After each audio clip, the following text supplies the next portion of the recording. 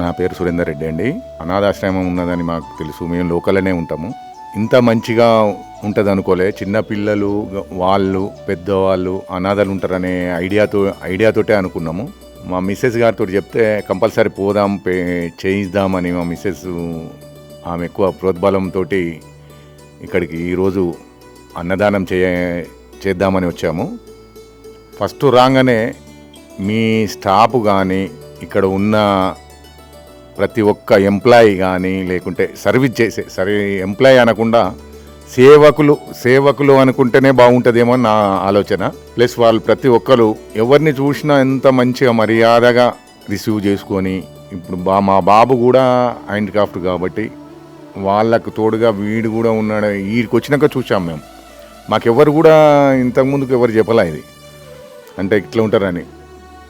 అందరినీ hand craft వాళ్ళను plus mental device వాళ్ళను మీరు ఇంత మంచి సేవ చేసే అనుకోలేదు మేము. మంచి పని చేస్తారు శంకర్ గారు.